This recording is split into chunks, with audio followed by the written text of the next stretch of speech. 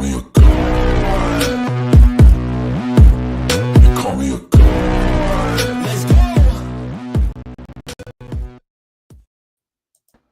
That was actually the wrong intro.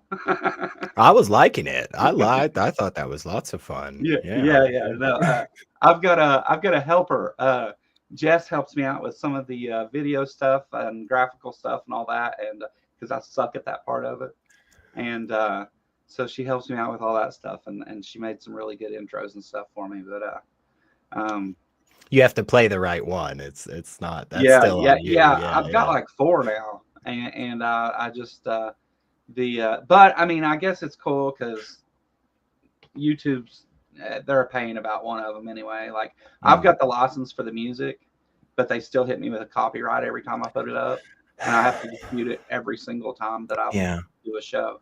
Yeah, it's so thank goodness, thank goodness they're really protecting the rights of artists, which they deserve their money for their work. I'm totally on board with this. It's just it's gone a bit far. It's gone a bit far. I even contacted like the creator services people or whatever the hell they're called, and I was like, hey, look, here's my license I have for this music. Like I own it. So like, can you please quit hitting it with a copyright? And at first they tried to like gaslight me, and they're like, that's not the part that you got hit with the copyright for. And I was like, you do know that it gives me like the timestamps for what it hit, right? Like, and they're like, well, you just have to I submitted the license and they took it off for that video, and I was like, am I gonna have to do this for every video, dispute it and send you the license? And I guess the answer was yes. Yeah, because that is the world that we live in, unfortunately. It's one of those things where it's like, what else are you gonna do? And that's the position they're in. And so it's like, yeah, okay, cool. I guess I'll just keep submitting the license. Yeah. Have 20 copyright disputes going every month. Oh my God. Yeah. I figure if I keep doing it, eventually they'll release it or whatever. But I mean, it's not a big deal because I don't mind the revenue sharing thing. Like it gives. All it does is the ad revenue for that video goes to the artist for the song. All of it. But ad revenue isn't really like anything significant anyway for me, but I don't know. Pain in the ass. All right. Anyway, I guess we should start the show now, huh? Yeah, hey, what's going on? What's up, everybody? Welcome to the show. I'm Joe, the Kentucky Atheist. Today I got Secular Rarity with me. Thank you so much for being here. What's up, man? How you been? Oh, pretty good, man. Just running around like always, yelling about things and pointing out, where religion is silly and whatnot. The usual, sacrificing babies to the wind, or I don't know, whatever we're doing these days. I don't know. I can't keep up with all the trends. It's tough. You've done a lot of call-ins and stuff. You've talked to a lot of people that call in on various shows that you've hosted and things. And one thing that I'm dealing with right now, actually, I posted some stuff on Instagram and TikTok, and some of it's done really well and got a lot of views and things. And a bunch of people started arguing because there's this post, and actually I've got it here. I can show it to you. Hell yeah. This.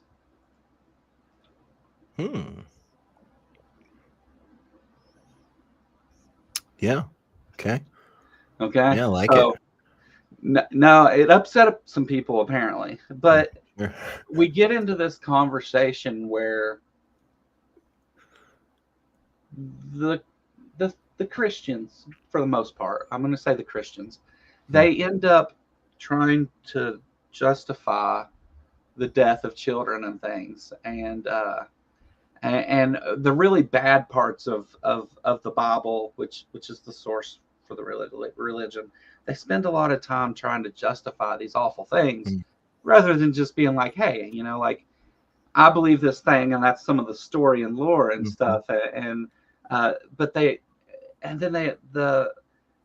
trying to make it like historical fact and then combined it with science and all that. Like they don't have to do any of that, right? They could I just say agree. miracles and you know Yep. like and that's God and I believe it and whatever. But they want so badly to like prove atheists wrong, if that makes sense.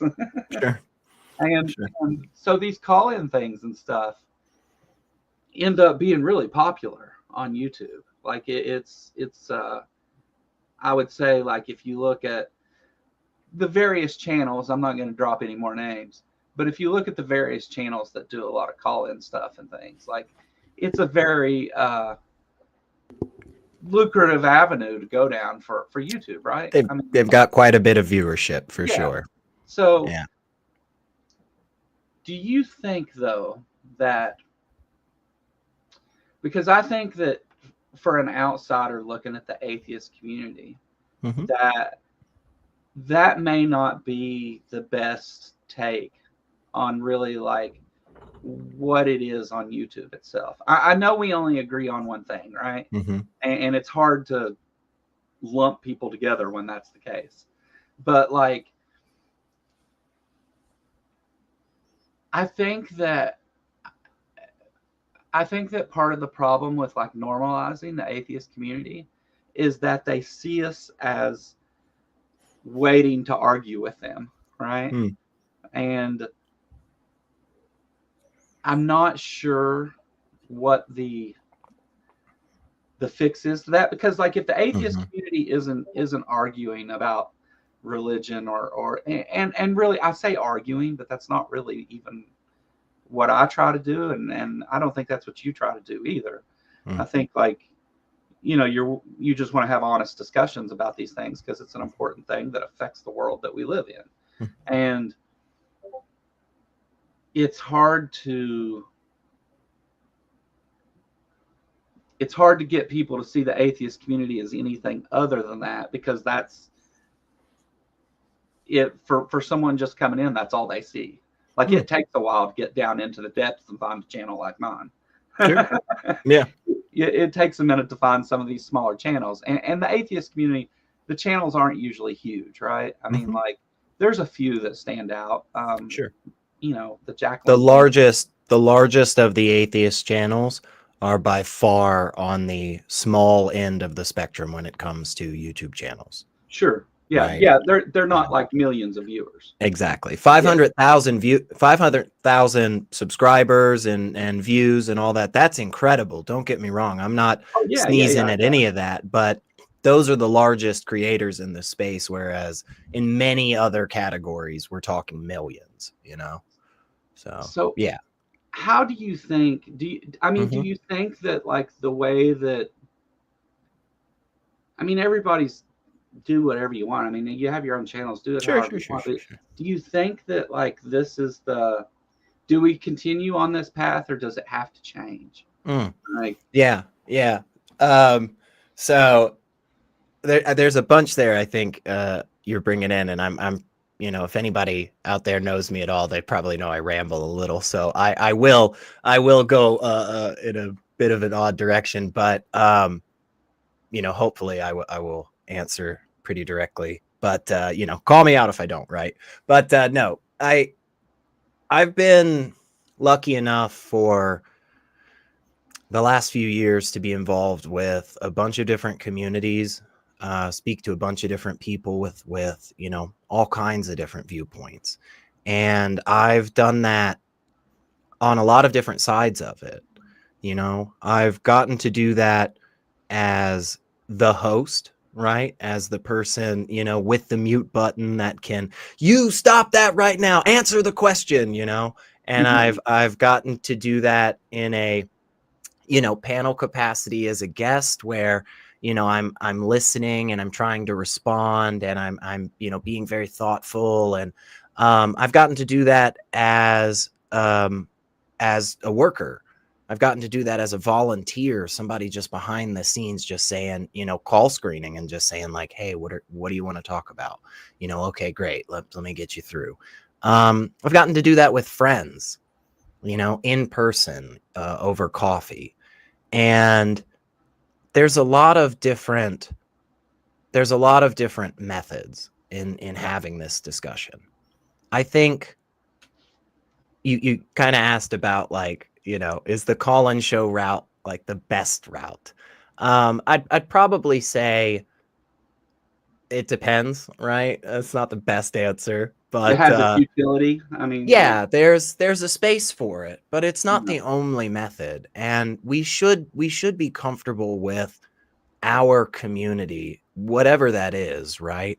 Because a lot of people say there's no such thing as the atheist community. A lot of people say you can't have a community around atheism. Yeah, but there is a group of people that exist in a space, right? That do occupy a similar space for similar reasons. And so whatever that is, it's the atheist community, Well, I mean, you and I have talked. We know a lot of the same people. Yeah, we do. Yeah, we do. Yeah, on like as friends. Yeah, right. Yeah.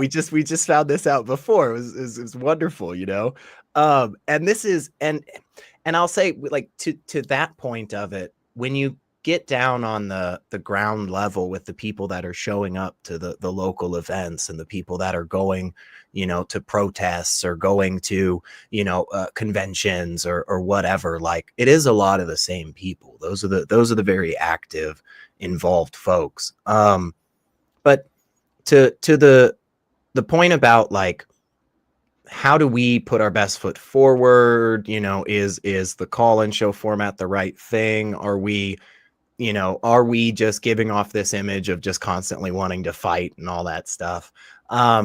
I think a lot of that is a sentiment that I have, felt for a while. And one of the reasons why I try to engage a little bit differently oftentimes, whenever I am doing the call-in shows. I'm not saying I don't yell at some people and call some people assholes. I sure do. Believe me, there is enough hours out there of me where it's like, yeah, man, you can find me pretty pissed off not having it one day. But in general, and especially, with a lot of the stuff I do, off camera, a lot of that is very personal. It's very long form. I'll sit down with somebody and talk about a single topic for one whole hour, and just me and them over some fucking tacos, just hanging, and genuinely trying to understand and connect with them.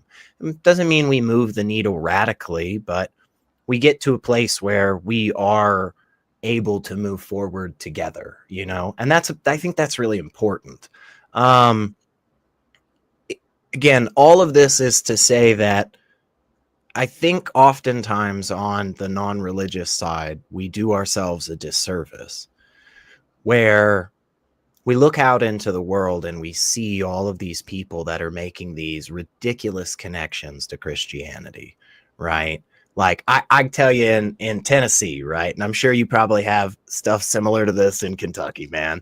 You driving down the road, there's a church, right? And you're like, church, you drive down the road just a few more seconds, there's a completely different church. You're like, church. Next thing you know, though, there's an electrician with a big old Jesus fish on the side, and it's Christ Electronics or something. And you're like, what the hell does Jesus have to do with televisions? And I don't know. And it's just, I bought my used washer and dryer from a Christian appliance store. What is that? That's nonsense. It's stupid. But this is the thing.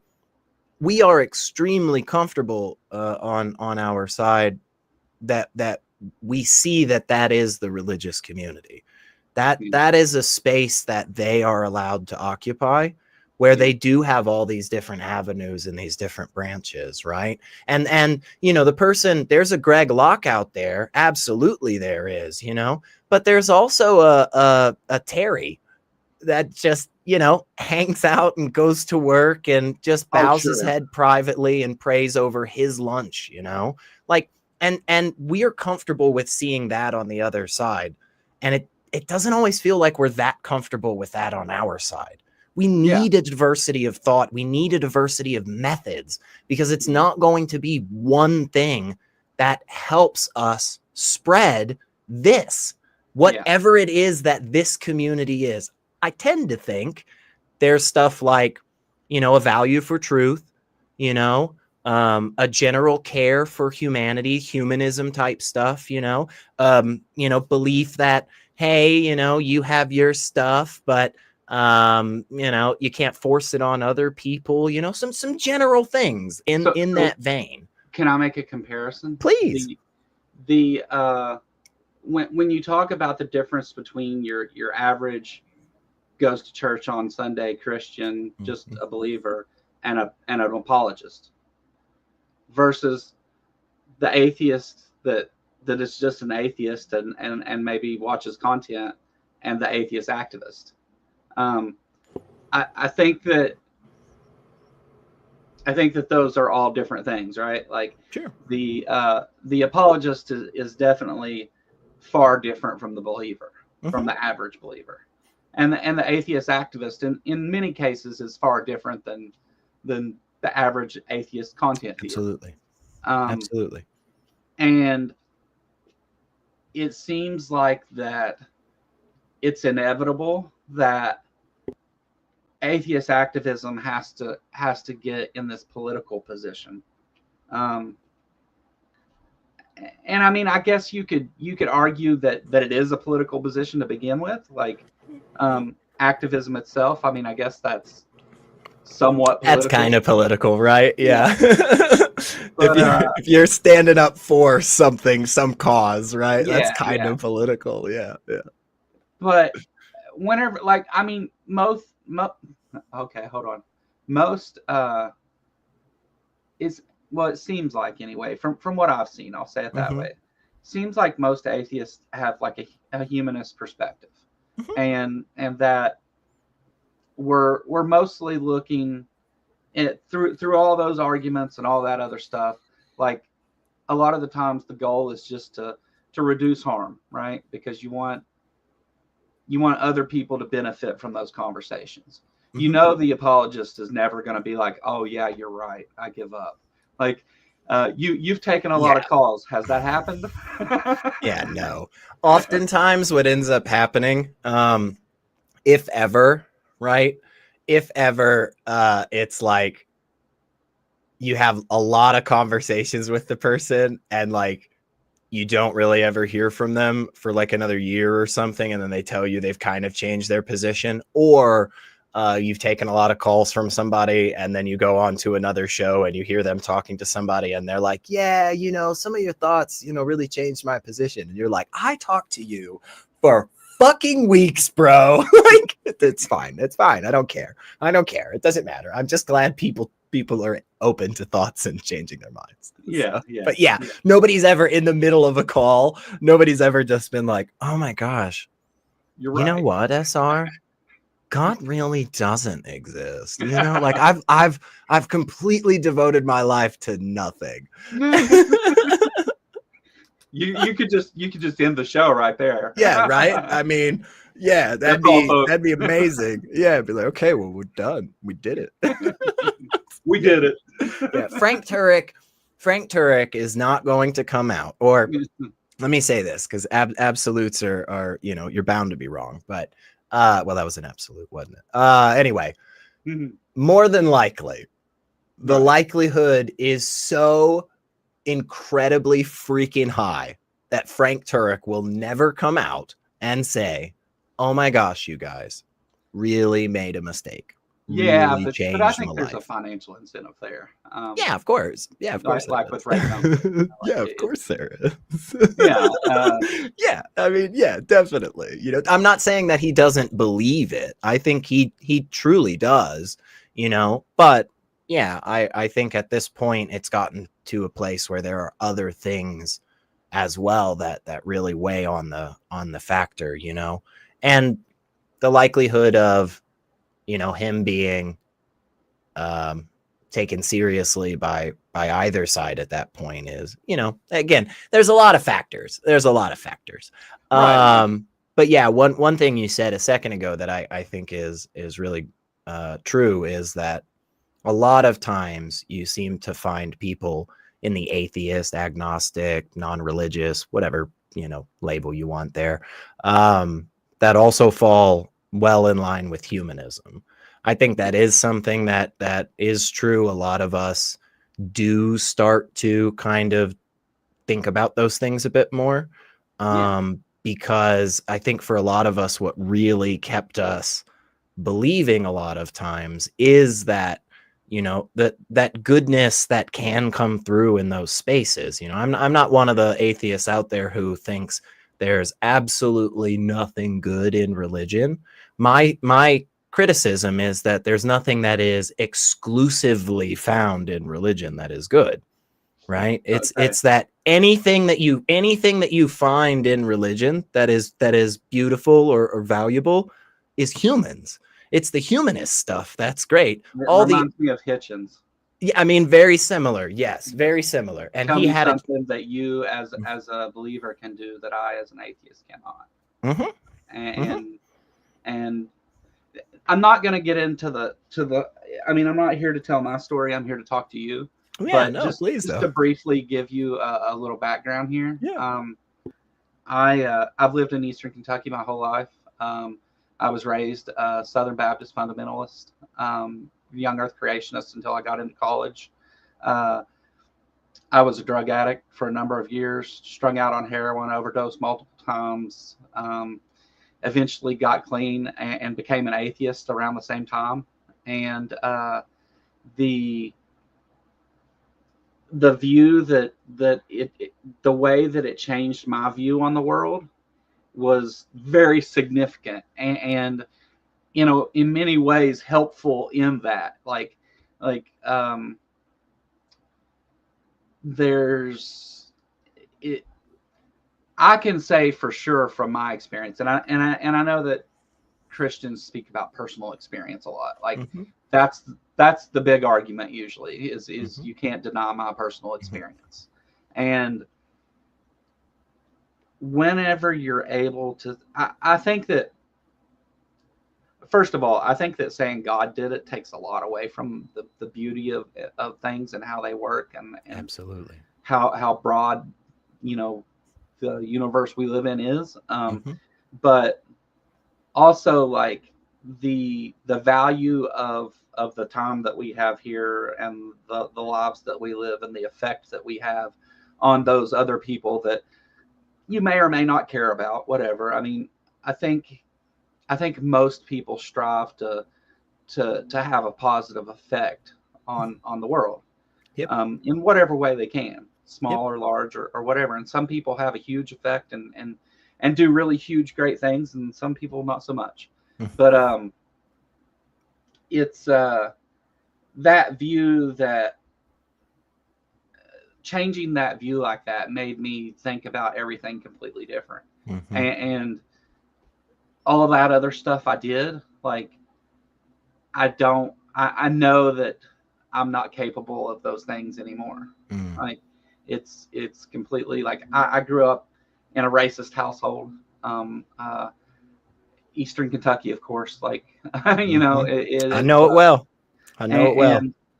And so all of those things that changed, even though atheism isn't really a thing, like it's not. You can't really call it like I can't say it's the reason for things because it's not really a thing. It's just I don't believe the thing that you believe. But still, I feel like that the discovery of atheism and then the knowledge that came with it and stuff, and then learning, spending years watching videos and different people talk about it and reading books about the various things and stuff. Like, even though atheism isn't really that thing, it can still have that huge effect. And it's overall, even, and I hate to say this, but even those like because the atheist community isn't all great. There's parts, of course, there's groups of atheists out there that aren't so great, right? Yeah, for sure, man. And again, I'm not going to drop any names, but the still though, that one idea that like that one idea that religion causes harm in these ways, and identifying that and exposing it where it is, is still a valuable thing. I mean, like, awful people sometimes are still capable of decent things. And I think even though atheism isn't a thing, it brings those things out because of that change in, well, that drop in worldview. I hate worldview, but like that dropping that worldview, because I think Christianity is a worldview, and I don't think atheism is, but like it's it has that positive effect. And I think most everybody in the atheist community, I'm not going to say an absolute, but I think most everybody discovers, like, oh, hey, it's okay to argue and talk about these things. It's okay to have these conversations. Because I grew up in a place where it's not okay to just confront somebody about religion, you know, like, not a cool thing to do. You would be asked to leave Sunday dinner. But it's you see that it's okay to have these conversations and talk about these difficult issues and point out the things that are wrong with it. And the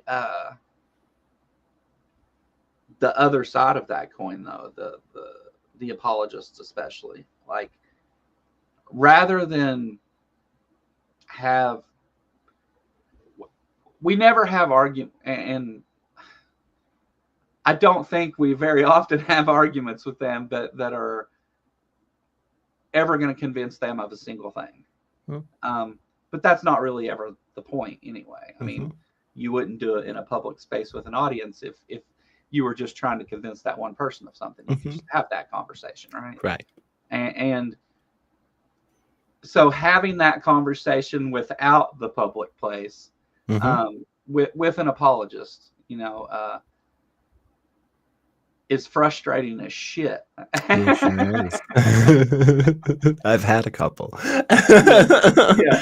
But they're, you know, it's fascinating, the connection that can still be made in those moments, even with somebody that completely radically disagrees with you. A friend of mine is a young earth creationist. He does think that, you know, carbon dating is wrong.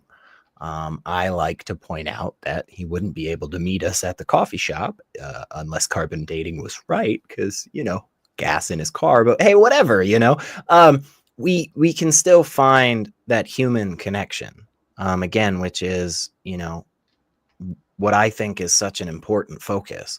And truly, the atheism is after these other things. You know, I'm an atheist because I'm a skeptic, right? I'm a humanist because I'm a skeptic. So ultimately, at the end of the day, it's the skepticism that has really driven me to these conclusions. And these things are secondary. And I did a thing, a small video not super long ago about that properly applied skepticism leads to atheism and humanism. And a lot of these other things, I think humanism leads to, you know, like secularism and LGBTQ rights and just a lot of things that, you know, to kind of get back to that thing about, yeah, exactly, Ember. I mean, 100%, right? And like these stances are downstream of some of the things that, you know, are deeply important to me, because I very, very much care about, you know, trying to have the most accurate understanding of the world around me, because I believe that is incredibly important for a lot of different reasons. And I think I can demonstrate that. I'm happy to take the burden on for these claims, you know. I think there is enough evidence to indicate that, you know, having the most accurate information, being the most correct about the reality around you, leads you to the best conclusions possible. And that gets me to a place very quickly where I have to accept the data. I have to accept the science. You know, I don't think we choose our beliefs, right? I go out into the world. Yeah, I love that. I think it's such a fascinating, you know, aspect of us. And it's like we feel like we have, and we can go into the free will discussion later if you want to. I love that discussion. It's so much fun. But because I'm on this side of saying, you know, hey, look, I don't think we actually have this, you know, degree of choice that people are always saying, right? I come to that conclusion. Hey, we don't choose our beliefs. I go out into the world. I look at the data, and the data reflects back to me that, you know, a lot of these stances that I've taken for a long time, right? Again, LGBTQ rights, secularism, humanism. These things are obvious to me because of the data, right? The reason that, you know, I mean, racism has a moral component, in my opinion, obviously, right? I think morally it's bad. Okay. Easy stance, right? Anybody want to take the other side of that? Go for it. Call me. But you know they do.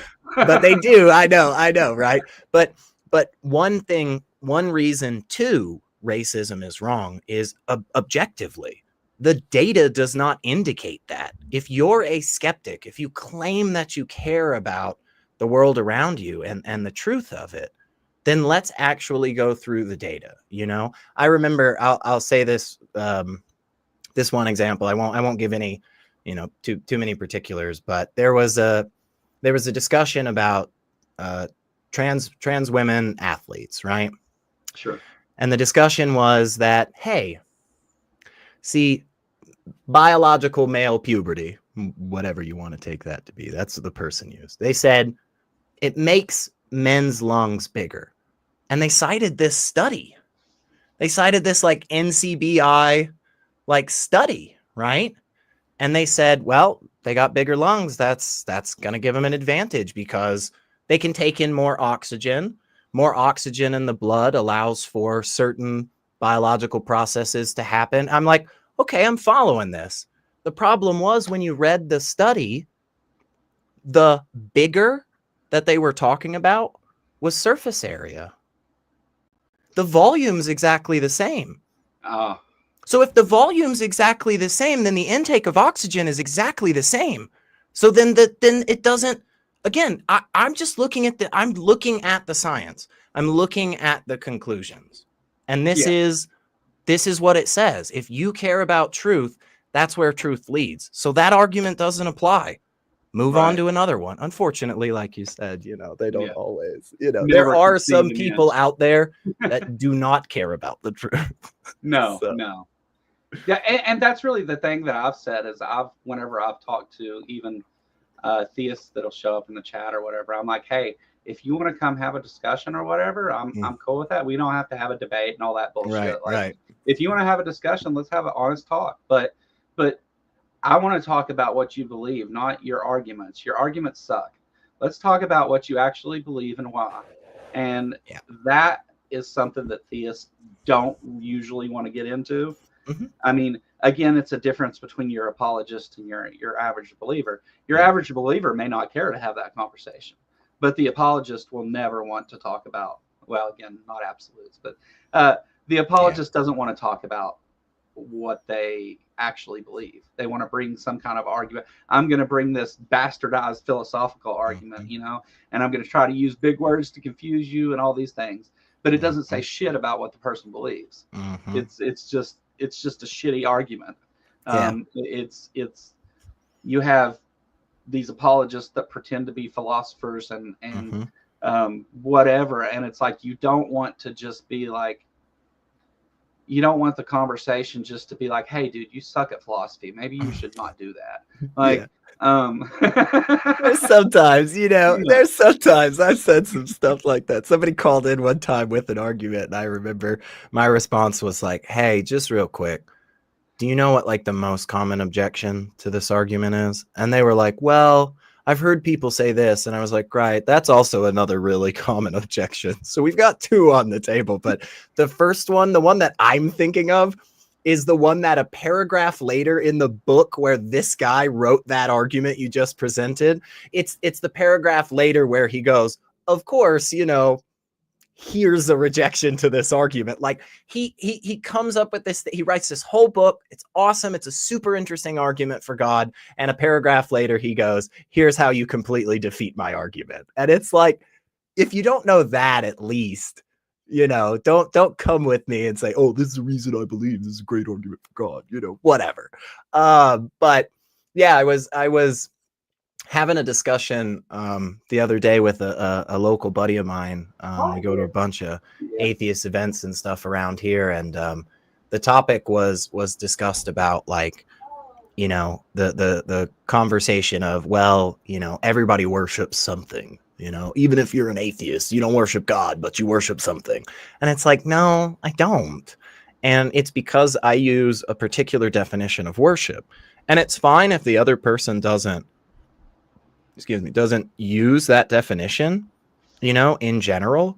But at least if you're going to be charitable, if you genuinely care about understanding things, right, and moving forward together, then at least in the conversation, when we get to the realization that we're using different definitions of this word, at least go, okay, let's have a space for this definition.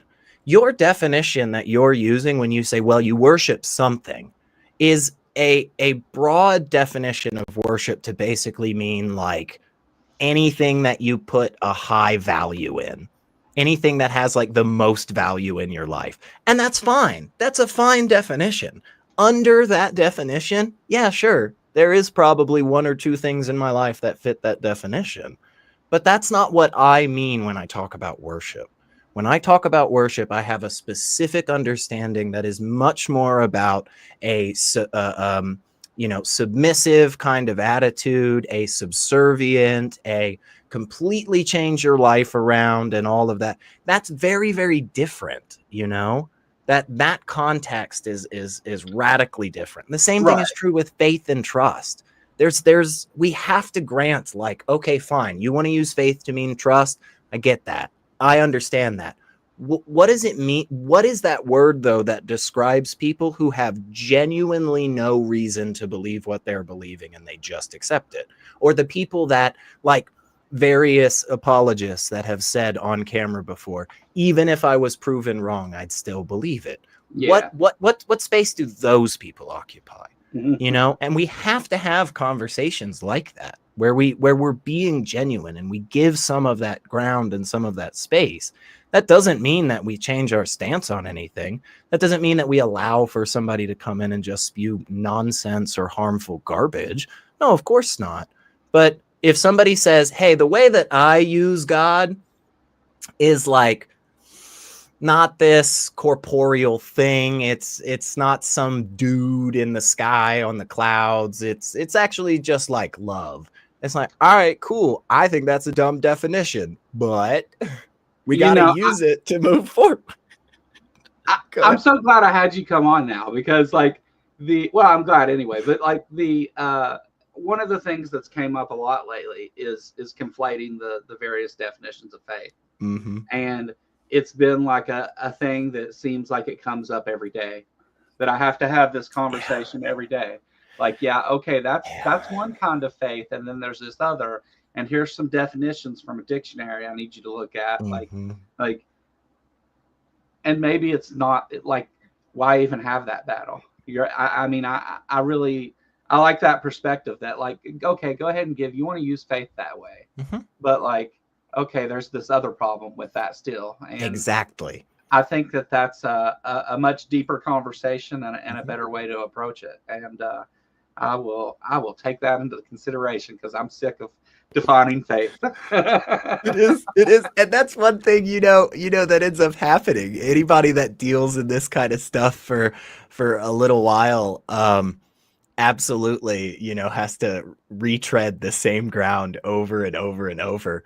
And that's why it is nice to have so many different people with such a diversity of, you know, viewpoints themselves and methods in terms of how they get that out there, because, you know, you can learn quite a lot from a lot of different places, and you don't have to agree on absolutely everything to go, Like, holy crap, man.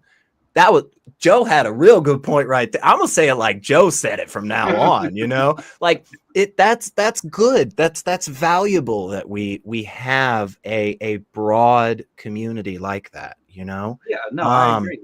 That doesn't mean, of course, that we have to stand again. We agreed earlier. There are definitely some assholes in our that take our label as well. So, you know, I'm not saying be friends with everybody, believe me. But I'm going to Twitter. yeah. Sure. No. No, I understand. And I think like what you said earlier, that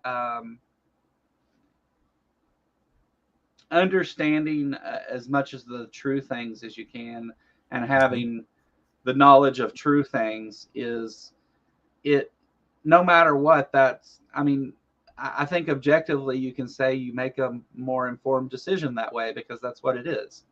Or you make, not even decision, you make more informed conversation with knowledge. You speak with more wisdom, I guess. However you want to say it. Yeah. But like all the multiple perspectives that you get from how different atheists approach these subjects, taking all of those into consideration and then forming your own way to approach those, I think is along the same lines as that, right? Like having multiple perspectives is better than not having them. Yes, I agree. And I think even the diversity of atheism within what we call the atheist community is a valuable thing.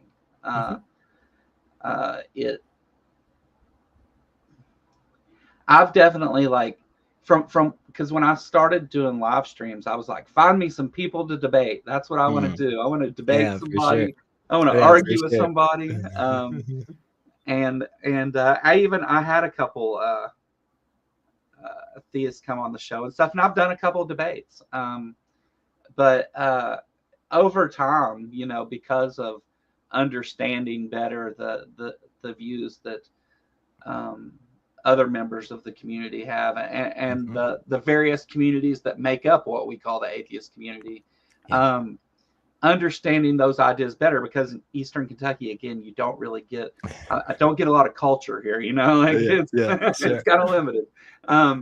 But getting to know those things better has changed the way that I have those conversations. And so my channel became more community focused, even like, I don't care if I ever have another theist on. It doesn't matter to me. Like, I'm willing to have those conversations. I feel like I can confidently speak on a number of issues in those conversations.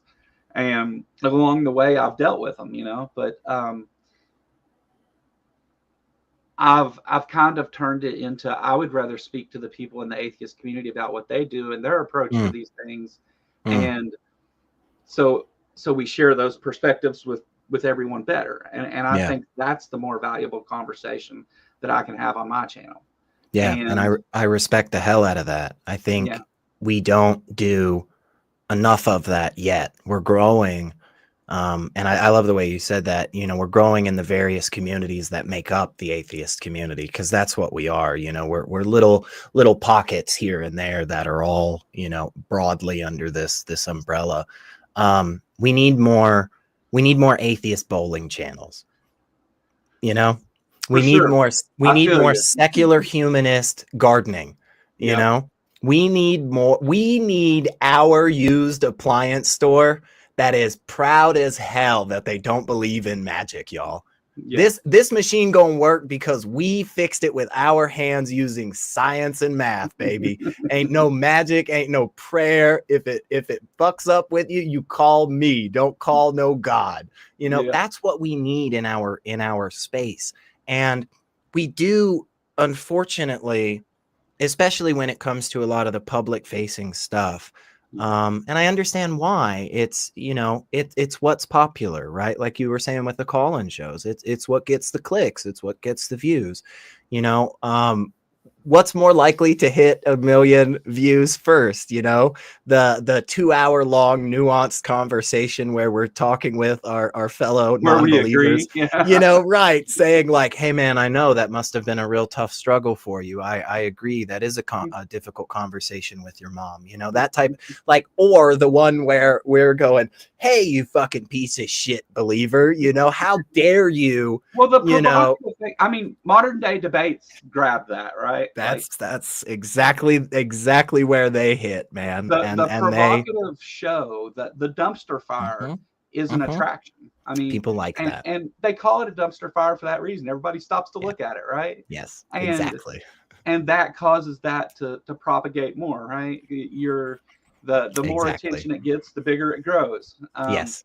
Yes. The and I don't think that's a problem. Like, I think No. there's value in Yeah, I agree. modern day debates. I have personal feelings about, but Yeah, like, yeah, me too.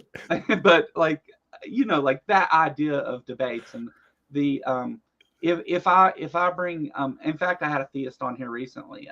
TJ has a channel. He's and I didn't really push back real hard against him. I let him Mm, talk and say his part. And I mean, like, I had questions, of course, things I just couldn't let go. And but it wasn't at all a debate or me trying to shut him down mhm. or anything like that. Now, had I came on here and been the Kentucky redneck about it, like, Sure. that probably would have been a more provocative show and may have got more views down the road. But it's just not, I don't know, it's just not what's important to me anymore. And I don't like, sure, I have, there's certain channels and people in our community that I don't agree with their many things, but Sure. and but I don't care that others do. Like, I'm not like, I'm not the gatekeeper of who watches what, and don't want to Yeah. be. Yeah. Same. And but I do like to see that it is growing in that variety. And like you Mhm. said, I want to see an atheist channel about some random shit, but like, it's an atheist thing, like, Mhm. that it's became normalized enough that people want to put that forward, and like, we're going to talk this stuff, not magic. Yeah. Yeah. And that, I mean, that would be cool. And I don't know if, because of the weird thing that atheism is, like, the word atheism and what it means, and then what atheist activism and the atheist community Right. is two totally different things. Yeah, for um sure. and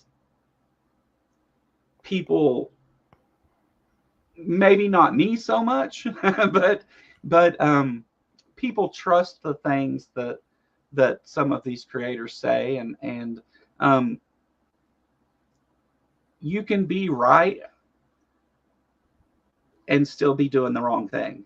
Yeah. Um, and I Yeah. think that that's something that eventually, if the atheist community continues to grow, that's Mhm. something that eventually is gonna have to be shown, I think. Mhm. And um, Yeah. so It's a so I big don't. reckoning for us that's a big reckoning for us in a lot of different ways that I think Yeah. a lot of people are not even close to ready for. Um, I'll say this, and again, you know, not picking on anybody in particular or anything, but one of the things that I have really been proud to see over the last few years, um, and one of the things that I have been so grateful for in doing this is being able to watch the community grow in a lot of ways and being lucky enough to help people connect with others Yeah. and start to help different individuals that I think are really going to be some of the biggest names in this space in the next few years. Going forward, you know, one day, I'm not saying I necessarily wish this about anybody, but one day all of the OGs will be gone. Yeah. You know, Bertrand Russell has long since passed, and it's not to say that his ideas won't carry forward. I'm sure they will. Dennett comes to mind. But the way that they will be presented and the individuals that will be presenting them will be different, and I think markedly so. And I'm proud to see that. I'm proud to see that now these days, when I think of people in this space, I think of a great diversity of people. I am lucky enough to be able to say off the top of my head, I can come up with about 2 to 3 dozen individuals that are doing amazing work, that all come from very different backgrounds, all have very different viewpoints, and all have a different way of sharing those thoughts. That is one of the greatest values that we have, and not recognizing that in our broad community, it will do us a disservice in the long run, because the Christians are really good about that. You know, hey, privately, yeah, everybody knows the Mormons and the Jehovah's Witnesses are not Christians. Everybody, nobody debates that. No Lutheran, no Methodist, no Catholic, no Orthodox. They don't discuss it. It is a joke.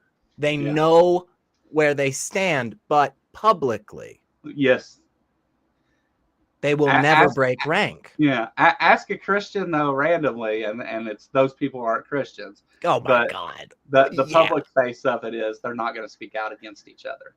And that, so you have not to, well, I don't know. I can get kind of political on here. You don't care. Oh, sure. I do. Okay, I cool. used to do a political show every week. Okay, cool. Well, I'll get a little political. The Amish community came out in great numbers for the Republican side this time. And it was a noticeable increase, if I remember the numbers correctly off the top of my head. And, you know, when you get down to the theology, when you get down to the nuance, any reasonable person would absolutely agree that the Amish community and the brand of white Christian nationalism that is being touted by the GOP are just not fucking in line at all, period. And yet they closed rank and they joined side. And that is something that is just not seen in our broad community oftentimes. And I get that. Hey, look, they're bad people, SR. You're telling me to stand with them? No! Fuck no! That is not what I am saying. Again, do not make friends with everyone. I am happy to stand up and say, like, no, certain people, yes, guys, let's be comfortable with moving on, right? From that portion of our community. That being said, there are times where I've seen things that it's like, man, at the end of pineapple on pizza, for fuck's sake. You take that too fucking seriously? Like, my God, you're not going to work with Joe because he don't eat pineapple on pizza or whatever. Come on, y'all. We got a bigger fight here. We got a bigger fight, man. They're shoving the Bible into fucking schools. They're forcing trans kids to be miserable their whole fucking lives. Like, let's do something about that shit, Oh, he yells a lot. Well, okay, yeah, I don't like it either. I don't want to yell at people, but he's too nice. Like, oh my God, gee, fucking Christ, you guys. The Mormons aren't fucking Christian, and look at them in lockstep. That's just we need to. I don't know. We got a tough few years, I guess. Yeah. They have figured out over time to put that aside when it matters, right? Like, you see, Christianity's the biggest religion in the world. Well, if you don't count Mormons and Catholics, maybe not. Yeah. But depending on the conversation, like, they do that a lot though. There's but yeah, we kind of need, and I feel like sometimes, depending on the conversation, we are able to do that. But the one of those issues, though, the LGBTQ rights and stuff, that's a group that, of course, has been excluded by religion, by many parts of religion. Not all, of course. There's some places that try to be cooler than others, but I think that their source for their religion is not cool about that. And so, I say that all the time. I'm really glad that the religious people out there that are allies and affirming of the LGBT community, I'm really, really happy that they're out there. I would argue they are not actually following their scripture, but that's okay. You know, whatever. Yeah, sure. We can talk about that later. Get as far away from your scripture as you want, I guess. Right. But the only thing that concerns me about some of that is that because Christianity is shrinking, and especially fundamentalist and creationist and things. And as that happens, I mean, I think there's a few sociology studies that say that rather than dropping that belief or leaving that belief, a lot of your fundamentalists resort to fanaticism. And that kind of concerns me about that because of, again, the source for that. And I am happy to see places do that. I think no matter what their reasoning is, I mean, I think I'm glad to see them go in that direction because, again, there's that community is excluded by religion, and something that I've had to learn a lot about, you know, doing this, the people I've met from the LGBTQ community that I don't get a chance to meet living in Eastern Kentucky. Sure. And because no matter what, I mean, I still have that humanist perspective about all of it. And so whenever you learn more about the unsaid things that are going on to discriminate against that community and to make boogeymen out of it for political reasons is infuriating. And it's a very frustrating conversation in a lot of ways. Because oftentimes I feel like we're speaking from very, very, very different perspectives that don't allow us to actually make any progress. And I think for the vast majority of people that, you know, are generally on the anti-LGBTQ side in whatever way, I think they do actually care about people. Again, like we had said earlier, I think the majority of human beings really at the end of the day don't want to see harm done to others. And it's not as if they're sitting in their rooms, rubbing their hands, plotting and laughing maniacally about the pain and suffering that they're bringing to the world. Now, please do not take that to mean that there are not people doing that. There abso-fucking-lutely are. And I think we can't be soft on that. There are people out there in this world that intentionally cause harm to people. They know it causes suffering and they do it because of that. Well, I feel like politically anyway, as far as what we've seen happen now, racism and bigotry against brown people and the LGBTQ community were scapegoated in order to advance political ambitions. It's pretty clear. Give people again, I use the word boogeyman. That's kind of what they're trying to make a boogeyman out of this, create fear about these groups of people, and then give people something to be angry about that they're going to fix, because anger is a stronger emotion. And it's unfortunate that religion is one of the tools that they use to do that. And um,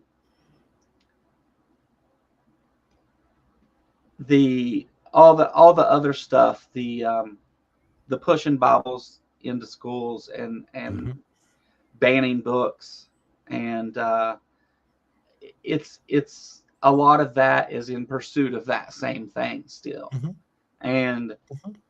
I don't think that, for example, um, some of the dog whistles that are used politically Mhm. in order to signal to white supremacists and bigots and to join people in a hateful cause Mhm. rather than one that promotes humanism.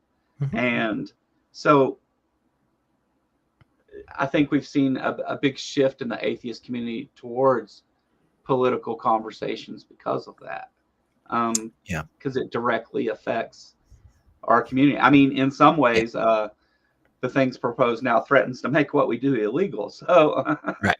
Right. And I think that it is, again, this, from my perspective, it is the right stance. It yeah, is correct that we do pay more attention to those things, because they do ultimately align with, my core value, right? I care about truth. I care about what the data is. And it's frustrating to me when it feels like, gosh, I've looked in to some of this stuff. I'm not an expert. I'm not wouldn't say I'm a, right. a PhD or anything, but gosh, I listen to all these people and it does seem to point in this direction, you know? On top of that, I actually care about suffering. And that's where, again, I find such a surprising place where when we get to this admission from individuals where it's like, hey, I don't want people to suffer, you know? Because Yeah, again, I think if you sit down with most people and have a meal and you chat with them, you'll find that the vast majority of people really do, come to that same conclusion. The problem then is demonstrating various beliefs or various actions lead to harm. But I do think we have the information on our side. Again, I'm happy to take the burden of proof on these things. yeah, Somebody yeah, wants to say to me, hey, SR, I don't think trans women should be able to use public bathrooms. And I'm like, sweet. I'll gladly take the burden of proof and say, yeah, I think they should. Here's the information that yeah, demonstrates why this should be the case. I do think that that's out there, you know. yeah, Um, there are, again, people that they don't care, They really don't. They aren't interested in some of that, or they do want harm, right? And we have to make sure that we're not, soft on that. We have to make sure that we do combat that. The apologists out there, the ones that especially are extremely dishonest, that purposefully conflate things and lie and all that garbage. We shouldn't be light on those people. No yeah, way, shape, or form, in my right. opinion. You're out there telling people that your bleach is going to cure their what bullshit. Yeah, Fuck that. I won't stand for it, right? The individual that is scammed into buying that vial and is taking it themselves, the approach there is different. How we yeah, handle that is different, in my sure. opinion. I think that's perfect because that's one of Mhm. the big things I've talked about on here a lot is like how we approach different things because there are times to have a good conversation and talk about why you don't agree with whatever and this and that, Yeah, but not when people are promoting certain things. yeah, That's when it's time to have a different yeah, attitude about it. yeah. And it's been a trip understanding that myself, like It's not easy. It's right, not easy, and we don't always make we aren't perfect. And again, we need to have some charity with people on our side, and make sure that we do allow us space for that same evolution that we've all had, right? Yeah. You know, a lot of us held a lot of different beliefs when we were younger. We've changed. Just shit, man. I know people that 6 months ago, you know, were thinking the earth was flat and thinking that, you know, like gay people didn't actually exist, like literally didn't think Yeah. gay people were real, just thought it was just straight people that just like knew that it was wrong and were doing it just because they wanted to spite nature. I don't know, nonsense, right? Stupid fucking garbage that person is Fuck believing, you, right? nature. Yeah, I mean, like what kind of, but that's because that's what they were fed. That's because that's what they were It sounded good, given, right? you know? Like it's so nonsensical and it's so silly now. But you know, a year and a half ago, had I met that person, they would have told me I had a fucking demon, you know, and now they think completely differently. Now they think radically differently. Doesn't mean that, you know, that all of a sudden they flipped a switch and now, you know, they're going to pride rallies or any, but all of a sudden they now have a moment where they go, oh wow, so much of this was so stupid. Oh my God, I need to think about that more, you know? That's really, really valuable that we have a space for that. Again, that does not in any way, shape, or form mean that those individuals that we can identify as purposefully bringing harm, right? Intentionally trying to spread an ideology that actively harms people. That doesn't mean that we have to cozy up to them and start breaking bread and hanging out. No, of course not. We have different methods for different people, and we have to be charitable. If Frank Turek tomorrow came out, again, likelihood is extremely low.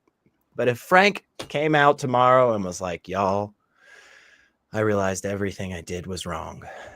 I am I'm going trying to to. fix it. I'm a listen. I'm not saying he all of a sudden gets to hang out at Thanksgiving. That's not what I'm saying. I'm not saying, oh yeah, that one little thing makes up for no, but I'm okay. What you gotta say, Frankie? I'm going to put this question up. Yeah, please. Not because, I mean, just because I want to respond to. Yeah. Okay. Beams, he's asking, where do you stand with the statement toilets should be used based on how you present yourself? I haven't really thought about that entirely. That specific statement. Yeah. I mean, I don't know that I fully agree. I don't know that I fully disagree. I think this question is kind of getting at a different point than what matters most to me. Yeah, what matters most to me when it comes to, because oftentimes, like, again, this is where, you know, we're having different conversations. Somebody says to me, well, you want men to go in the women's bathroom. And I'm like, well, no, I don't. Although I can think of some really obvious times where men should be using the women's bathroom. I just read something the other day online where this person was like, hey, I've been in a wheelchair for the last like 20 years of my life. Sometimes I have to use the women's bathroom because the men's bathroom doesn't have an accessible stall. And it's like, yeah, no, I think that person should be allowed to go do that. But the conversation, the accusation oftentimes is levied at me about like, you want men to go in the women's bathroom. And what I have to realize is that what these individuals are saying is that they're saying that they don't think trans women are real, basically. They're just basically saying they think a trans woman is just a man wearing a dress. And I that is not my stance. That is just not where I come from fundamentally at a starting point. So we have to have that conversation first. And so the idea of, and again, this particular statement of toilets should be based on how you present yourself, like cis men and women present themselves in a variety of ways. I don't know. I don't know. Like I get called a woman all the time. People look at my gorgeous ass and this hair and they're like, hey, ma'am, what a body. And I turn around and they see my stubble and they hear my dumb voice and they look at my face and they go, oh, I am so sorry. And I'm like, are you kidding? I'm gorgeous. Like, what are you talking about? Like, you're I'm absolutely so sorry, correct. but not You that. know?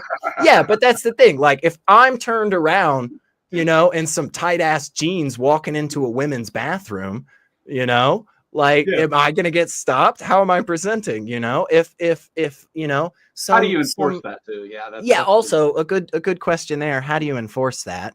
You know, but again, at the end of the day, this is where I think this conversation matters to a lot of people. Not everybody. Again, there are shitheads. I'm not going to disagree with that. But if the crux of the issue for us is making sure that individuals are safe, vulnerable individuals are safe, right? Whether that be children, whether that be women. I would argue that if you probably think that women as a category need to be kept safe, that's probably some deep level misogyny and stuff that we need to talk about, but we'll talk about that later. Let's just work on this one subject here, which is, if you think that there are vulnerable groups that need to be safe, cool. I agree with that. And again, funny enough, I actually think we have data that indicates how to do that.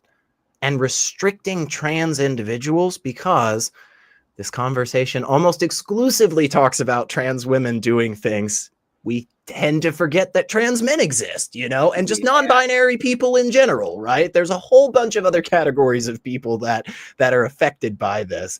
Again, individuals with disabilities are affected by this too. Like, there are so many people, right? I think there's an implied thing here. Like, yeah, me too. It makes me ramble about stuff. Please respond. Well, first of all, who gives a shit? Like, yeah, is the first thing you're that going I to the think. bathroom, Like, who right? cares? Like, I don't care who's using the bathroom. Like, I'm glad they're doing it in the bathroom, I guess. Like, but also, like, there is, whenever I talked a minute ago about demonizing these groups in order to make a boogeyman, to a scapegoat for people to focus on, this is part of that. Because what you're implying here is that there's some sexual reason to be in the bathroom, and that it's this predator thing and all that, and that's just not what we see either. And this kind of, I don't blame you for asking this kind of question. I get it. It's the information you're given. But when you really think about this, like, who cares? Like, I mean, people are going to the bathroom to use the bathroom. Like, I mean, I think if you have a problem with that, the answer is make bathrooms more private. I mean, right. Make more individual stalls, because I got to be honest with you, I'm not a big fan of going to the bathroom with men around me, women around me, anybody around me. Like, in general, that's just not where I'm at, you know? That being said, yeah, I think at the end of the day, that is a big part of you really hit it on the head, and it's a frustrating conversation, because what happens is oftentimes is the accusation is leveled that you are sexualizing XYZ, but those individuals, the crux of what they're coming at has this sexual component.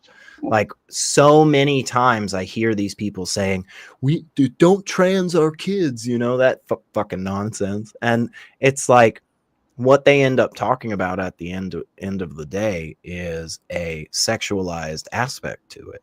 And it's like, the fact that you can't separate that says a lot more about you. Gender has been conflated with sex, and not biological sex, but the act of sex. The act, right. And it's just not really a thing. But all of these topics are all bunched in around that, and that like they're using that for the argument whenever. I mean, I would encourage anybody with any of those kind of questions, why don't you go look at the facts first? Like, why don't you look at, there's a lot of data, you know, what really goes on there. Ember, the topic is Mm. 100% a distraction for GOP predators. $2 super Yeah, chat. Thank you, Ember. I And think yeah, exactly. that is a phenomenal point, and it is exactly the one that I think is so important. You know, a lot of these individuals want to stand up and they want to say that they're protecting the children. They want to say that they care about women being safe, and yet I'm just gonna Surprise, say it it. goes against the science. Yeah, I mean, it goes against the science, but grape culture and PDF files. I don't know if I censor myself a lot. I don't like to, but I do it so I don't fuck Say with what you want. anybody's I don't want algorithm. You shit. know? Okay. But that stuff is happening in broad daylight. Yeah. Broad daylight. Do you guys know that for years we have known very, very well, we have known that on every Super Bowl Sunday, every year, the child sex trafficking goes up by an absolutely astronomical number every year. How do we have those numbers? What are we just guessing? No. Individuals in the last few years that have been publicly exposed as doing all of these terrible things, right? We can all think of a couple of different names, okay? Every single one of those cases, it is not oh man, we never would have suspected. You know, nobody ever would have thought that. No, it was a well-known thing. And we are refusing to do anything about this stuff as a society, in large part because there are these grifters. There are these dishonest actors that are taking up space and giving voice to exactly what Ember was saying. Distractions, garbage that is supposed to get people riled up about nothing when the real problem is happening right in front of us. Hells Bells, $2 super chat. All roads lead back to misogyny. Thanks, Hells Bells, and good to see you. I don't think we've talked before. I'm glad you're here. I love him. But yeah, I think you've got a great point there as well. There's, and that's, to me anyway, when I look at it, because again, growing up in Eastern Kentucky, everything's pretty much rooted in religion some way. All the bad things that people do, it's they want to thump on a Bible to justify it. And I say all, but of course not all, but many things. And so, but that's all of these other issues. I think it's great that we do discuss these issues, because that is that, like you said, the channel about bowling. Like that's the thing. Like, instead of always just, I don't want to talk about Jesus every day. I could give a shit less. Like, but the community itself, this is one of those things that, like, by extension, it ends up being a topic also. And I think it's important that we see those, and there's plenty of room for people to talk about all of these different topics, because it's not just the LGBTQ community that's excluded by religion, although or demonized by the country, for that matter. Or there's a lot of racism.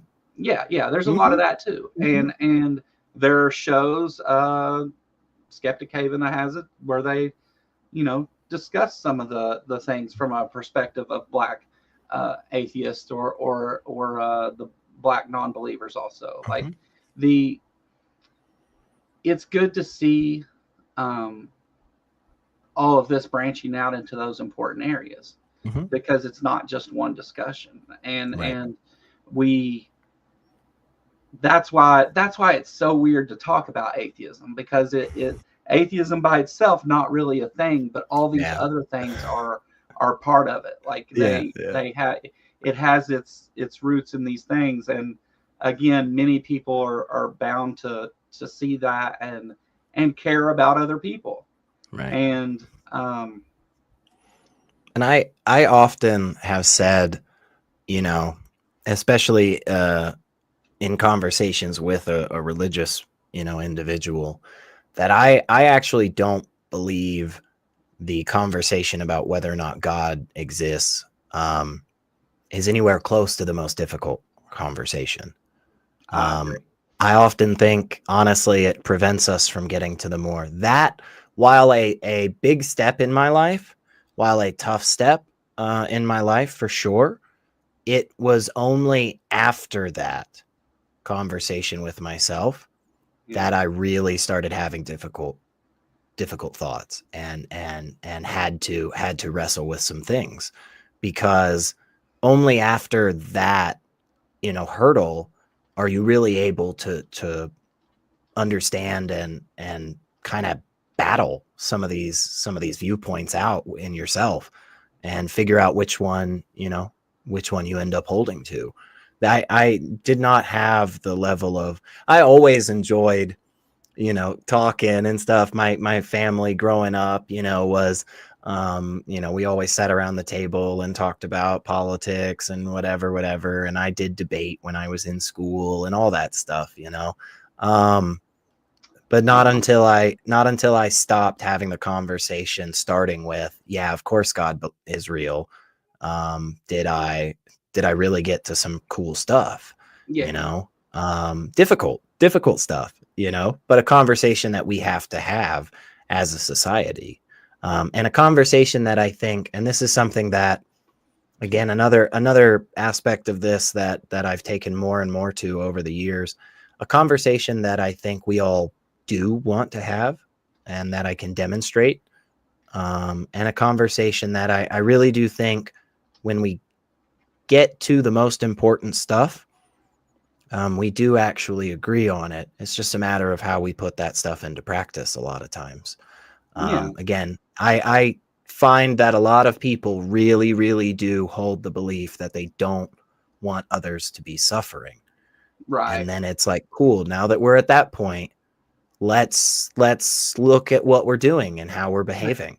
There's You also know? this like otherism. I go to the good place and you burn in hell, right? Like, Yeah, there's a lot of stuff that, well, and this is what, I've said this a bunch. I think, a lot of people have said to me, oh man, Christianity, let's take away some of these, really, really bad stuff. And it's like, yeah, sure, cool. Okay, fine. Let's drop the slavery stuff from it. Let's drop the bigotry towards gay people and stuff. Fine. Okay, cool. Let's take all that away. And it's like, so now what do you think? Isn't it good now? And it's like, no, because at its core, Christianity specifically has a couple of different beliefs that I think are there's different routes. toxic. Yeah. I think ultimately, if you believe in Christianity, then you have to believe that there is something good about somebody else being sacrificed for your misdeeds. Yeah. You absolutely, that you didn't do. right.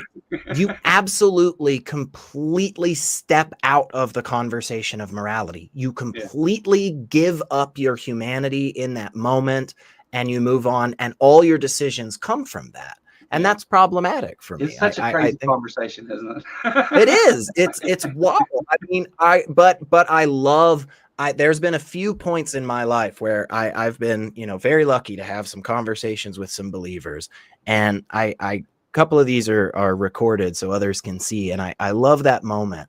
And I've pointed this out a couple of times where, a believer sits there for like 5 minutes, basically telling everybody how bad of a person they are in their core, how truly disgusting and abhorrent they are, that their all-powerful, all-loving being created them that way and made everybody else fucking like that. Garbage. Yeah. I love that moment, because at the end of it, I just go, that's the biggest difference. That's the biggest difference between that view and my view. My view is not to say that we're perfect. My view is not to say that we'll always do the greatest of great things. No, what my view says is that, unfortunately, inside of us, we have the potential to be that garbage. We have that potential, and we have to safeguard against that as much as possible. But what my viewpoint focuses on, more so than than that viewpoint could ever focus on, than that viewpoint could ever get you to, that one where you are inherently crap. My viewpoint says we have the potential to do the absolute best things that have ever existed in our reality. They come from us. Yeah. All of the beautiful things out there are innately human. And what we have to do is we have to focus our attention on that and get to that stuff as much as possible and drop all this other crap. And we've been doing that. Again, I will take that burden, man. I think the data indicates my side. And so I love it when a believer gets up there and says it with full, like old Frankie boy, people got upset, old Frankie Pope, sitting around saying a bunch of slurs about gay people. And they were like, man, I can't believe he did that. That's so terrible. And I'm like, I'm glad. I've been saying that for years. When he became the Pope, people were like, he's going to usher in change. He cares about us. No, he doesn't. No, he doesn't. And neither do the rest of them, because their scripture doesn't. Because at its core, it thinks we're all broken. Yeah. You're more broken if you're LGBT. I was raised Southern Baptist. I know. you know it, right? We all deserve hellfire. We all deserve torture. And that's the thing. That's the core of that belief, man. So Pope wants to get up there, wants to say terrible things. Great, because I'm just here to tell you once again, they don't want you. They don't. That side doesn't want all of us, to be honest. Like, because they think we're all garbage innately.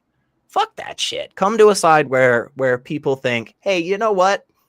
You might be a little bit of garbage sometimes. We all are, but we can not be work garbage together to do better. Exactly. If we put away these childish things, we can work together to do That's better right. things. Let's grow up. Drop these childish things. Exactly.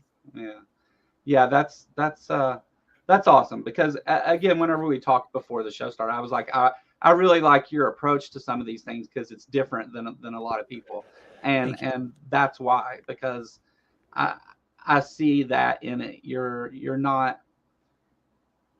I think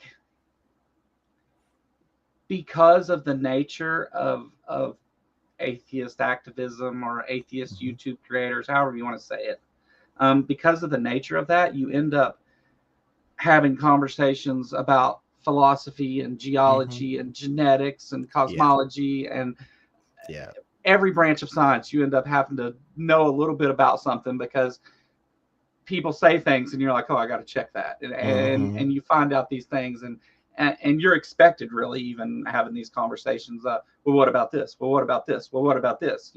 It's that kind of thing. And to get past that and be like, look, just care about other people. Like, just stop. This doesn't, like, does that really matter? And because of the nature of religions, they, by design, I guess, they separate people and exclude people, and because there has to be, I mean, that's what it's all about. That's what it's, good and evil, and you're either good with me, you're good like me, or you're evil. And that's crazy. Like whenever it's very divisive. Work together to do better things. Yes. I hear so many say it, in religious communities. And it's, it's always funny to me when, because I get to talk about a lot of different religions, right? Obviously, being in the South in the US, Christianity is the one that's really hardcore. I'm not worried about, honestly, I'm really not worried about like Islam in Middle Tennessee. It's, so that being said, I think Islam is wrong, and I think there are a lot of atrocious things with it, right? And it's always funny to me whenever I hear the Christian say to me about community and some of the value that they receive from some of these things, because it isn't innate to that religion. It's innate to us as people. Yeah, that's the And thing. You don't need all that other shit to hold that right, position. right, And right. And it's we don't lose anything as non-believers by engaging in similar practices like that we know have, again, a scientific objective value to them, right? We you know the struggle a lot on our side to come together, and I you know the get it. thing I hate that's said about that is you borrowed these things from Christianity, Oh so my God. Yes, that drives me up we've a wall. we've internalized their garbage, so well, right? The message Yeah. has been presented for so many generations that we have gotten to this place, some of us, where we think the concept of human beings gathering together and all focusing their attention on one issue for 20 minutes is like, crazy or something. It's like, oh my God, just like, dude, this is what we've done for millennia, right? Yeah. Like, Yeah. us getting together and sharing a communal space is incredibly valuable. Again, that the data is in, you guys. And there's nothing religious at all about a group of friends. And I do this, a group of friends that gathers once a month, and we hang out. And at some point in the night, we all sit down and we give, maybe like 2 or 3 minutes to people, just so that we can all get around and say our piece. And we just literally go person by person. And Bill talks and he says, hey guys, I've been struggling with this lately, or this or that. And then Sarah talks and she says, I've had a lot of good things in this and blah, blah, blah. And I'm progress here. And there is nothing fucking religious about that. There is Yeah. absolutely nothing that makes that a concept or an aspect of reality around us that exclusively comes from these places. No, that is core to who we are as people. And we need to do a better job of claiming that ground again. We need to be out there helping the homeless. We need to be out there cleaning up streets, mowing people's lawns, because we have been told for years that the only way that we can do that is through a religious aspect. For years, you probably heard just the same as I did, that if you live in the United States and you go to church, you are more likely to give to charity. We got told that left and right. Atheists don't give to charity, right? Well, somebody finally did a fucking study. Somebody finally looked into all this data and put all these different studies together and went, wait a second. If you discount the to the church charity, non-religious people are overwhelmingly more likely to give to charity. See, the problem was that when we were looking at the statistics, people would say, yeah, we give to charity. I give $50 to my church every week. That's not fucking charity. That is a continuation to keep your member organization successful. That's a membership fee. You're doing the same thing when you go to the gym. You wouldn't say you're giving your gym fucking charity. No, you pay a monthly subscription. That's what you're doing. That's not you take all of that off. The data is overwhelming. It's on our side. We are more likely to give a shit and put our fucking hands to something tangible, to do something, when we don't believe that a magical being is going to fix everything. That's cool, man. Let's take that ground back. Let's become the people that people think about when they say, who does charity?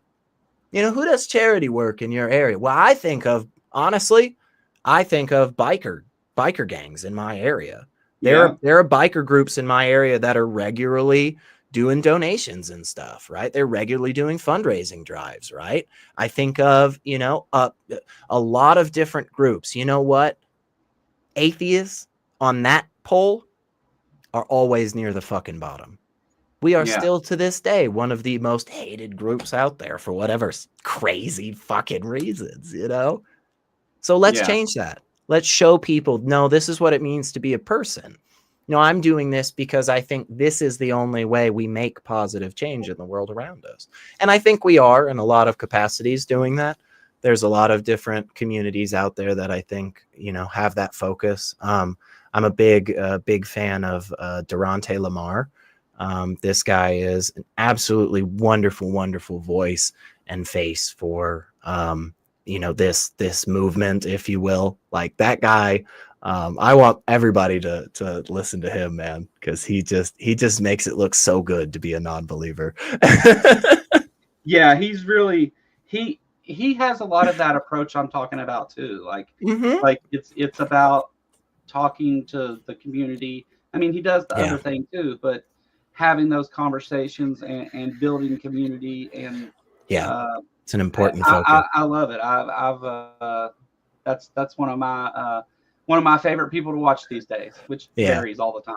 Yeah. Which again is one of those things that makes me so happy and so proud to see more and more people, standing up in this space and our community growing and changing. And I am just thrilled every day that there is somebody new, either getting sent my way or I'm bumping into, or telling other people about. Like, if you don't know this person, if you don't know this channel, if you don't know this community, get out there and show some support. And we're growing, and I'm thrilled by that. It is just the greatest thing in the world to see more and more faces out there. So, Yeah. get my dumb mug off the screen once in a while. I Tired of love seeing it. that. I love that you have you live in an area where you can have like a community of people gather in person, and I mean, the closest thing to that here's Lexington. And Emily does an RFR Yeah. thing, Yeah. but It's awesome. yeah, I am positive that there are more atheists in the area I live in, and Damn right. it's a complicated situation reaching out to those people, but um, that's something that I've wanted to do too, is have something where people can get together and just talk about whatever. Mm-hmm. And I do a lot of videos where I just interact with the community or whatever, and just talk about whatever. Like, it's not those other things. I think when people come into the atheist community, that the debates, the call-in shows, the stuff like that is a really valuable thing, because you get to hear people say things that you can relate to, and how those things are addressed in a way that makes sense and fits reality better. Yeah. And so, and there's a lot of, I mean, you could never cover all of it. There's so much to hear and see, but at a certain point you get like, I've heard Matt yell at 100 people now. Like it's like at a certain point you're just like, okay, now Yeah. what Yeah. can we do here? Like, does this have to be all that there is? I think that viewpoint is exactly something that has captivated me for a couple of years now. And a buddy of mine said it like this, atheism 2.0. And I think, unfortunately, I'm gonna okay, hang on. I want to give a disclaimer to your audience. Okay, folks, look, there's gonna be a couple of you out there that throw up in your mouth a little bit here in a second, okay? And I get that. Hold it back. Follow with me. We'll land the plane, I swear, okay? Some of these really terrible people, in my opinion, oh God, sorry. It just hurts to even say it myself. Like Jordan Peterson and Ben Shapiro and Andrew Tate. I'm sorry.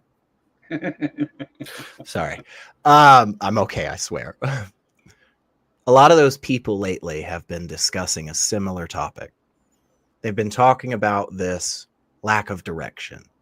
They've been talking about this.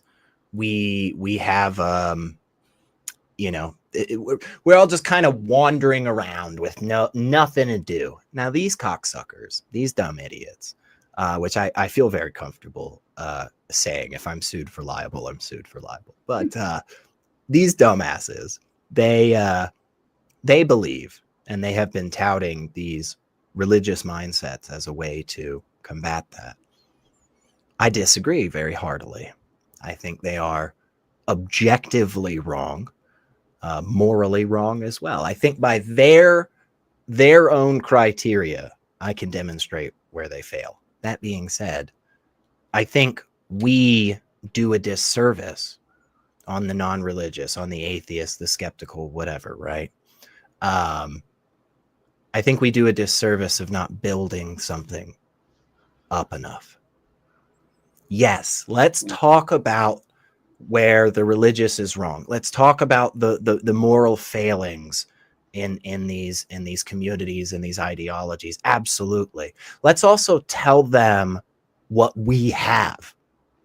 Let's tell them what's on our side, what exists on the humanist, skeptical, secular side. Right. It's fucking better. The world is better on this side. I fully believe that. I will take that burden. I will take that burden on. I'll bring the data. I think undeniably, if you look at the world from a God-focused lens of how to behave, of how all this existed, versus a non-God-focused lens, one where that isn't something that comes into our calculations, the world is better. It is more fantastical. It is more incredible every day. There are more possibilities. There are less restrictions, more flourishing, less suffering. That's the world. That's the world. We need to do a better job on our side of presenting that. We need to do a better job of building that up and showing people what we have. J Mike is actually the guy who reached out to me a little while ago and said, "Hey man, you got to connect with Joe over here. He was talking about you." And I was like, "Oh man, I'd love to hang out and shit." So I finally got off my ass and got connected with you. But I love the way J Mike says this. He'll say, because a lot of times when we do the call-in shows, the religious like to come on and they like to say, your side sucks, right? You don't have answers for this. It's bad here. It fails here. And J Mike always says, you telling me that my TV is broken doesn't do anything to demonstrate that your TV works. Where we're at right now, you're saying, look, my TV works, man. We can watch the game. That's a great way to say it. Yeah. And you point out my TV and you say, look at those fuzzy lines on it. I can't see anything. It doesn't have antennas. It's not even plugged into the wall. And it's like, you know what? Fine. My TV is broken. Show me why your TV works. Well, guess what? Guess what? I fully believe the situation that we're in is that the religious side has a broken TV that they're telling us works perfectly. Yeah. But our side talks about how it's broken a hell of a lot more than demonstrating how our TV works. And that's what we need, baby. Yeah. Let's show people, because we've got 4 fucking K over here. I got every damn channel you want on demand, baby. Our TV is good. We have a good ass TV. Let's show that to people, because I think we'll get more people on our side like that. Yeah, no, I agree with you 100%. And being that I grew up in a creationist area, and a lot of times I'm confronted with creationist arguments in what I do, I sometimes catch myself and I'm like, dude, I don't give a shit. Like, okay, you don't believe evolution, fine. Like, now let's talk about this other thing, because it doesn't matter. Like you're attacking me for being an atheist or accepting scientific data or whatever. Right. But like, you're the one with the magical thinking that we need to talk about. Like, it's not me. I have evidence. You've got a book. Like, let's talk about that. And I agree with you. And let's talk about why it fails and the humanist perspective prevails. I mean, like, every time, in every instance. Like just the fact that every piece of that has been broke down over the years, which is why we're to this point. I mean, you know, if I've seen further than others, it's because I stood atop the shoulders of giants. Like it's all of that stuff that has been broke down and shown to be bullshit under the least little bit of scrutiny over the years. Like, okay, that's there. We see it. Right. They don't have to accept that.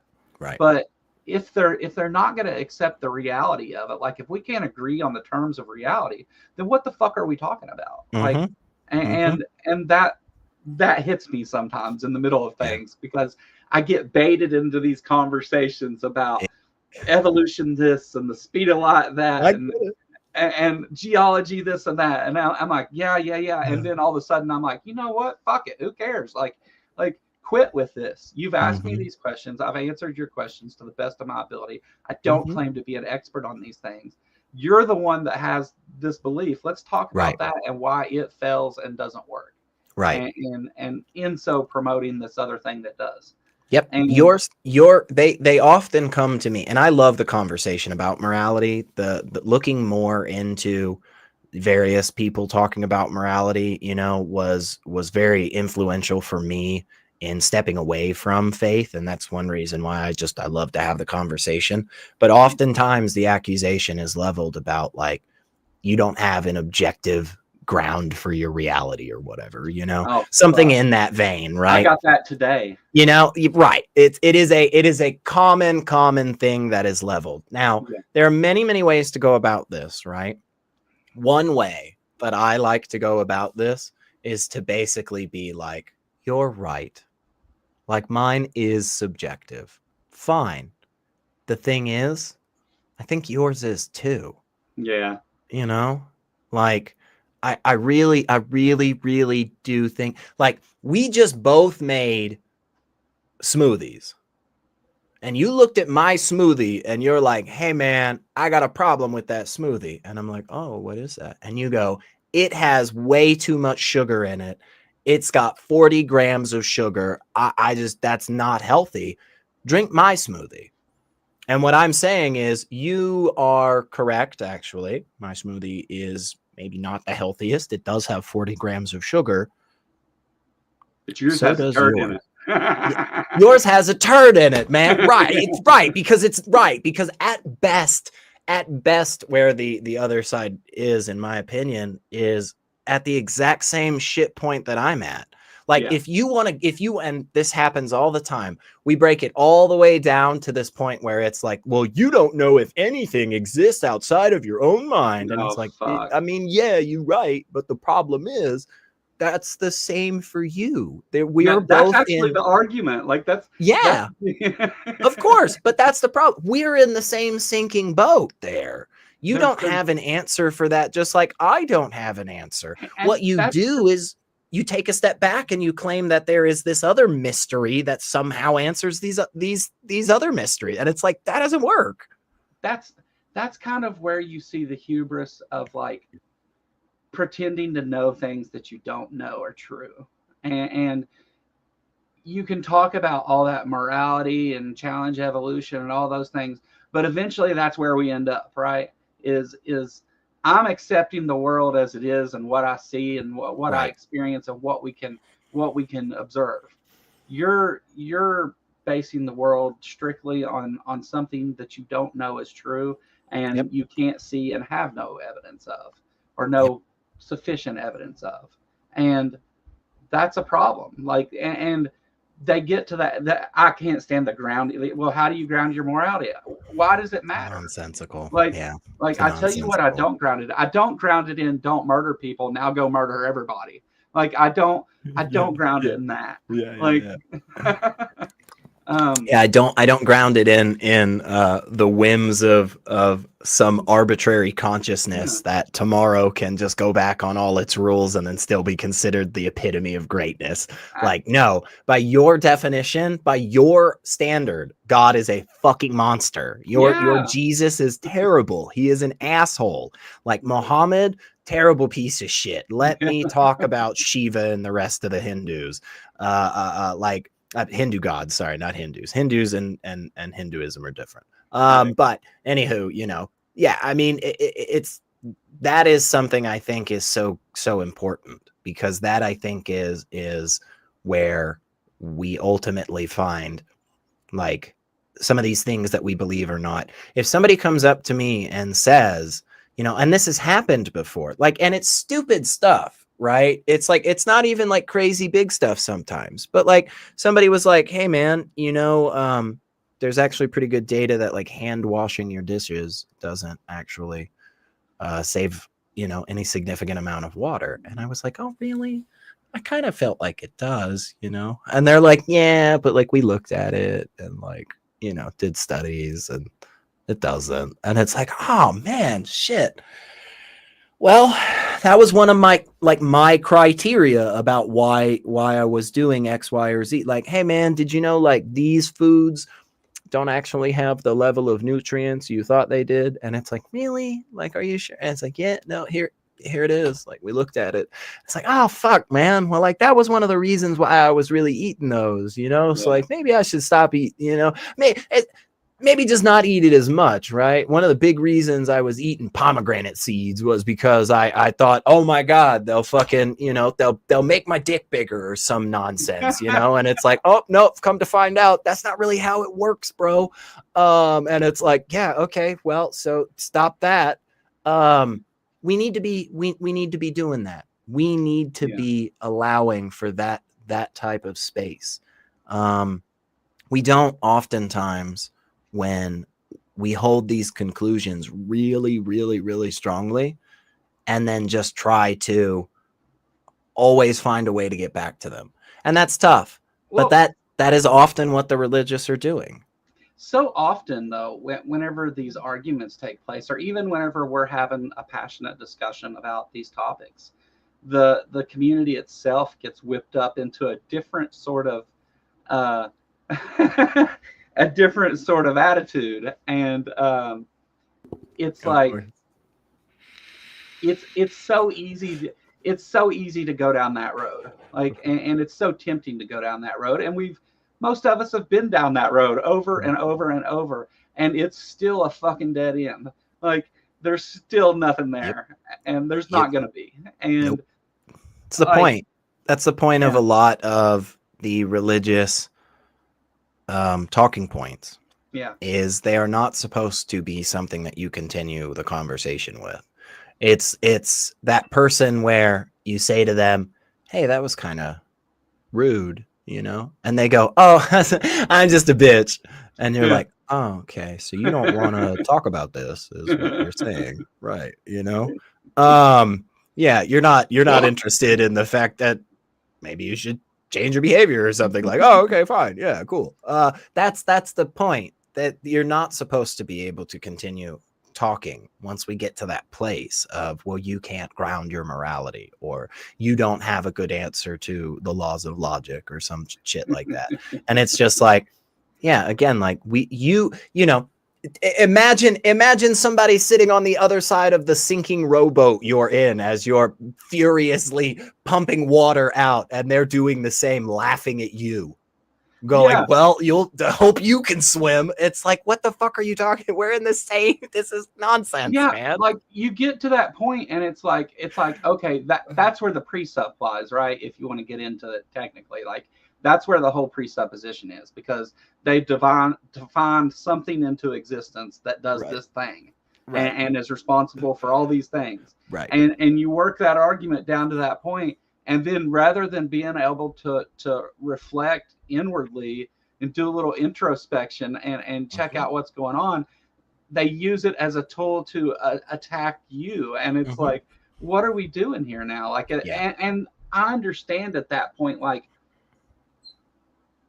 you talk to people and you get them in positions to where it's either like, you're either going to have to just concede that we're both in the same position, which goes back to, what can you do that I can't as an atheist? Like, you either end up there or in a dishonest position where then they try to throw all the philosophical things at you, that it could be God or Bigfoot or a leprechaun that runs the world at that point. And like, Right. If your God is that, if your God truly is at the end of the day that nondescript, you know, if your God really has the absolute most minimal attributes ever, your God is essentially equivalent to nothing, you know, Have and you and have you that gotten the ones that don't want to pick a god? oh yeah, of course, all the Yeah, time. yeah, Yeah, I love this. Like I'm just talking for a general deity. And it's yeah, like, yeah, you can do that, but like you understand like what we're doing right now, okay? Is like you're coming up to me and you're saying, "Hey man, so like technically though, you know, a horse, right, could have a genetic deformity in which it produces a horn that extends from like the middle of its forehead."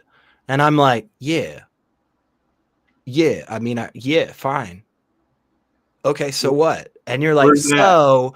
so we, you know, we haven't technically looked at all of the spaces on Earth. You know, it is possible that one of those genetically deformed horses like exists. And it's like, yeah, again, I mean, I Yeah, guess, sure. Why are we, what's the point of this? And it's like, so you have to concede that unicorns exist. And it's like, Jesus flying fuck, man. You were going through that much work to get yeah, down to, I believe unicorns are a real thing. Because I gotta be honest, I think that's a bit crap. I don't yeah. think I that think so shit too. matters to you. Because I I don't think think you could any of put that is anything in important. that place. You could Right. fill that placeholder with anything. Right. And I'm not really prepared to have an argument with the shit you made up when you woke up this fucking morning. Like, And so where we go from there, in my opinion, is like, okay, yeah, all of that. But the difference is if I said all of that and just replaced it with Bigfoot, you disagree. You don't believe in Bigfoot. So there's extra criteria on here that gets to your specific thing. So let's do that. Like we don't have to waste time going through, you know, like I've had these like 30-minute conversations before where somebody finally gets to this point and they're like, see, what I'm just talking about is like love, man. And it's like flying fucking hell, man. We could have saved everybody a lot of time if you would have just come on and been like, when I say God, what I really mean is the feeling of love, you know? yeah, And it's like, yeah, cool. What you're talking about is a thought, man. You're talking about a concept, and that's awesome. I agree concepts exist, but they exist in a different format than this water bottle. You know, they yeah, exist in a different format than my car. And that's what really matters, because there are people out there that do believe that this deity, this divine essence, this spirit shit, like that exists in the same way that, you know, my neighbor's dog does, or the pot roast in yeah. my But it's fucking also kitchen. different for each one Sure. because they've all defined it their own way. Because there Mhm. is no observable attributes, Yeah, I so think, you yeah. have to point it out yourself. And each this is something I've said forever, is that Yeah. they all believe something different, each one of Yeah. them. Like, Yeah. they all believe in a different god, a different hell, and a different religion. Even within the same denomination, they believe Hmm. in different things. Now there's some denominations that the J Dubs and stuff that push a certain storyline Sure. more than others and things, Sure. and that. But still, at the end of the day, they're still left with whatever your idea of God is Yeah. your idea of God. Yeah. And that's all it is. And so what? Like I have ideas of things too, but like, Hmm. we're not going to go and base everything I do and my morality and all that on that, because Yeah. that's not a good way to approach life. It's bad. Exactly. Exactly. And yeah, I mean, I could talk to you for hours. We could just do this all day for real. Yeah, man. Yeah, it's But been fun. we're hitting the 2 hour mark, so I'll get us out of here. The uh, I do want to say though, I appreciate the work that you put in, because I know Thank that you. some days are frustrating, and that Thank it's you. not always a blast having those conversations. Yeah. Yeah, for sure. Yeah. There's you know, it it can definitely be difficult in a lot of ways. Doing this for a long time, I'm sure you also have felt those challenges, coming from the other side, coming from your own side, coming from yourself. I mean, it can be tough to day after day after day say the exact same fucking explanations.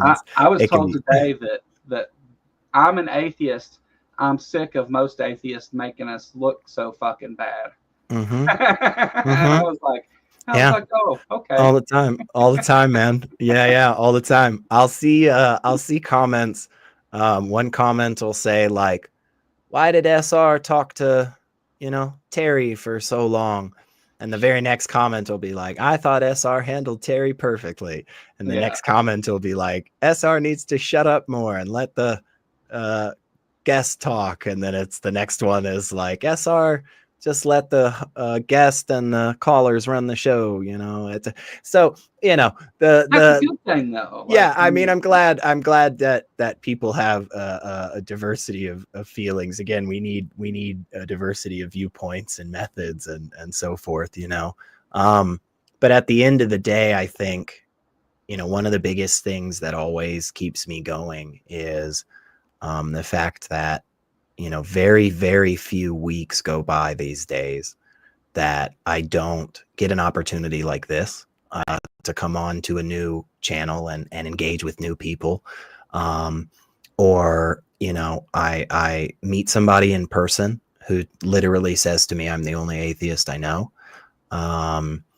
Seeing new creators, seeing new people getting out there, new events, new communities.